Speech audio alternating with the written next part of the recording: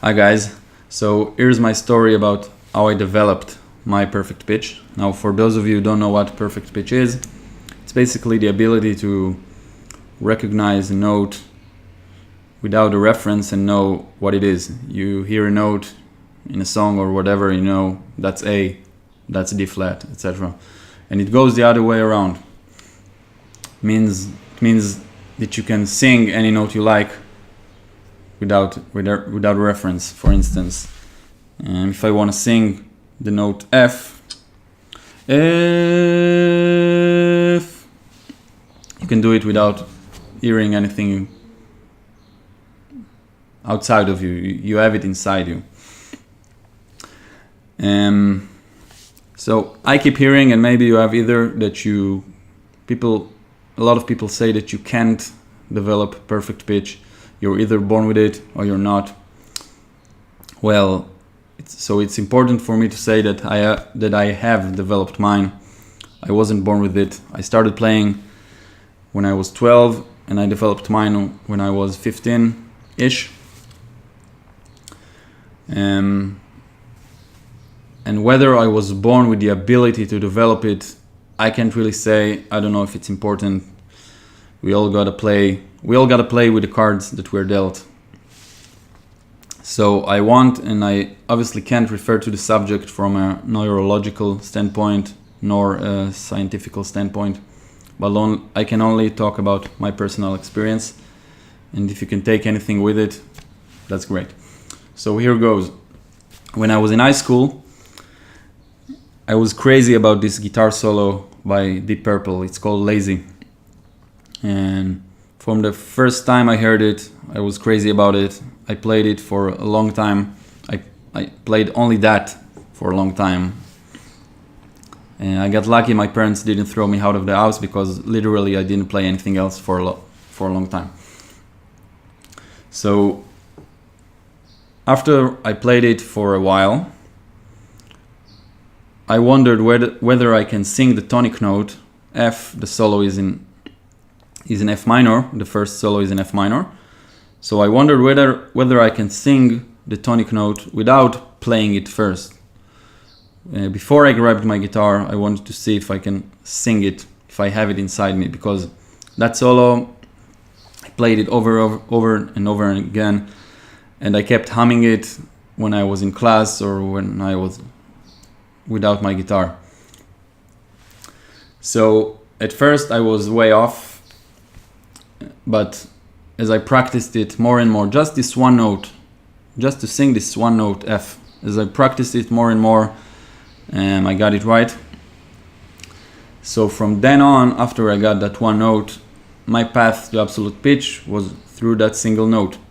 After I mastered it, so to speak, I tried to broaden my ability, just a tad. So my next objective was to sing its neighbors.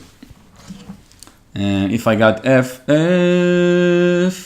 then I could sing F's neighbors from above, F sharp, and E, F, E.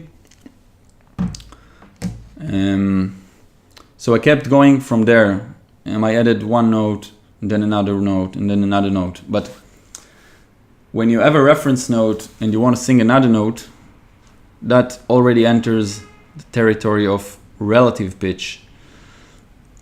And that's a skill surely any musician can and should develop 100%. There's no doubt about it. So my perfect pitch is strongly leaning on my relative pitch. At first I got one note right, F, but it all grew from there. And I slowly expanded to all the 12 notes. And many years have passed since then. And I did the exact procedure I did with F with other notes, and I always used songs. For instance, for the note G sharp, I used the song Brothers in Arms by Dire Straits. It's in G sharp minor. Like G sharp, yeah. So another thing I want to talk about is something I noticed after many years of having and using perfect pitch. Maybe it's an individual thing, I don't know, but I still want to share it with you guys.